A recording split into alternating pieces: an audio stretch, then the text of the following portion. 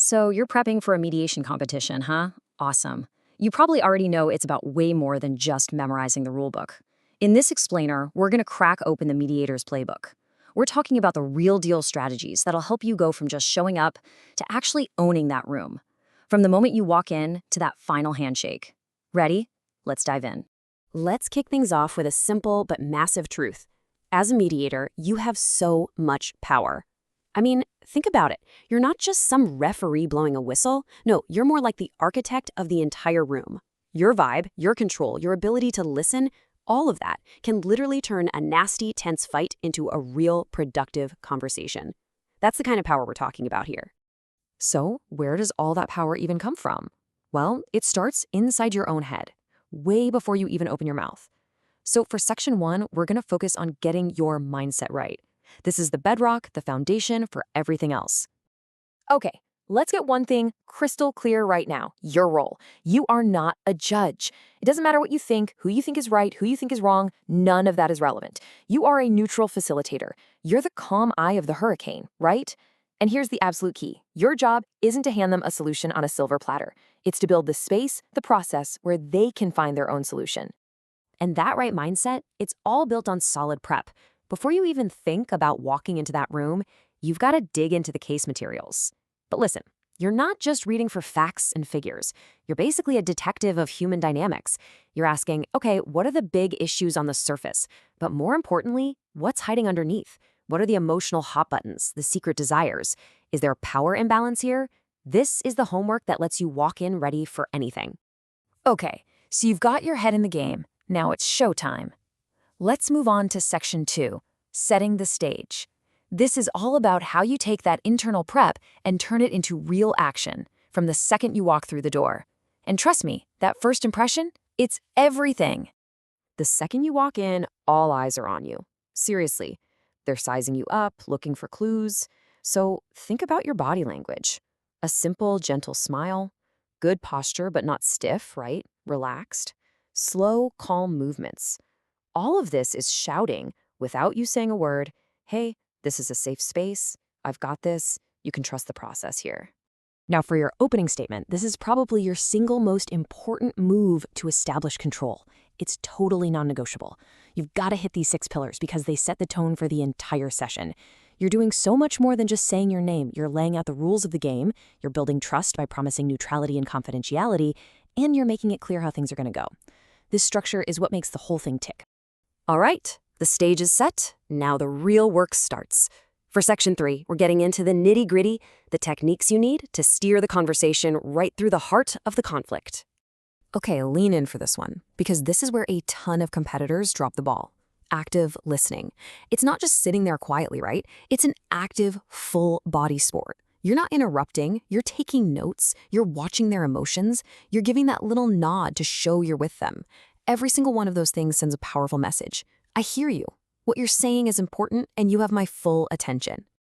Okay, so after someone's done talking, your next move is crucial. It's the neutral summary. And here's the trick. You don't just parrot back their accusations. No way. You listen to everything they said, and you pull out the concern or the feeling underneath it all. This is like a mediator superpower, because you're making them feel heard, you're validating their emotion without agreeing with their side of the story. It brilliantly moves the conversation away from finger-pointing and toward the actual problem. This next concept is absolutely fundamental to mediation. It's the difference between positions and interests. Think of it like an iceberg. The position is the little tip you can see above the water. It's what they say they want. I want 10 lakhs. But the interest, that's the massive chunk of ice hidden underwater. It's why they want it. I need to feel financially secure. Look, rookie mediators argue about the tip of the iceberg. The pros, they go exploring underwater for the real interests. So that's the million-dollar question, right? How do you get them to talk about that hidden part of the iceberg? How do you uncover the why behind their whats? It's all about asking powerful, open-ended questions. We're not talking about simple yes or no stuff. These questions are like keys that unlock deeper conversations. When you ask something like, help me understand, how has this whole situation affected you personally? You're opening a door to the emotions, the needs, the stuff that a demand for cash just can't express. That's where you find the ingredients for a real, lasting solution. Once you've got a handle on those real interests, you can start to pivot towards finding a solution. So, in section 4, we're tackling what's often the toughest part of the whole process, managing those high-tension moments and actually starting to brainstorm options. Sooner or later, it's gonna happen. Tensions are gonna boil over, voices will get raised, an emotional outburst is pretty much inevitable. The secret isn't trying to stop it from ever happening. It's about having a game plan for when it does. And here's that game plan. I call it the calm anchor strategy. Rule number 1, you never match their energy. You are the anchor in the storm. If they get louder, you get quieter. If they talk faster, you slow things down. It's amazing. Lowering your own voice and slowing your pace works like a magnet. It just pulls the energy in the room right back down to you. Once things are calmer, you can gently but firmly take back control of the process. Now, what happens when you just hit a wall? The conversation is going nowhere. Or maybe you can tell someone is holding back. They have something to say, but not in front of the other person. That's when you pull out one of your most powerful tools, the caucus.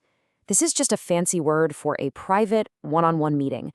It's your chance to help someone cool off, to dig a little deeper into those hidden interests, or even to float a potential solution in a totally confidential, safe space.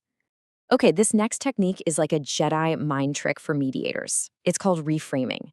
So when one person throws out a really loaded word, like, they cheated me, you never ever repeat that word. Instead, you reframe it. You translate that accusation into a feeling. So they cheated me becomes, so it sounds like you feel there was a deep unfairness in how this was all handled. See that? It seems like a tiny change, but it's massive. It takes the poison out of the language, and it lets the other person actually hear the problem instead of just getting defensive. All right, let's bring it all home. Section 5 is the winning formula. This is a quick and dirty checklist of exactly what judges are looking for, the big do's and the major don'ts that make all the difference. Think of this as the judge's scorecard. They're ticking boxes for every one of these. Are you staying completely neutral? Check. Are you really truly listening? Check. Do you have emotional intelligence? Are you in calm control of the room? And the big one, are you avoiding the temptation to play lawyer and give legal advice? That is an absolute must. And on the flip side, here are the giant red flags they're watching out for. Taking sides, even a tiny bit, you're done. Interrupting constantly, huge mistake. Trying to rush everyone to a solution, that just shows you don't care. And please, please watch your face. A little eye roll, a skeptical look, it can sink your entire mediation. Your neutrality has to be bulletproof. And you know what? Here's a little pro tip for you, something that judges just love to hear. The phrase, "help me understand." It's so simple, but it's so powerful. It's not aggressive, it's humble, and it shows you are genuinely curious about their point of view. It's a little phrase that buys you a whole lot of trust and respect. So at the end of the day, what's it all about? It's not about being the smartest person in the room. It's not about having all the brilliant ideas.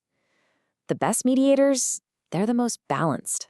Balanced in how they act, balanced in the attention they give, balanced in how they look at the problem. It's that balance that creates the perfect environment for a solution to actually emerge. That's the real secret. So the question I'll leave you with is, how are you going to practice being that balanced presence in the room?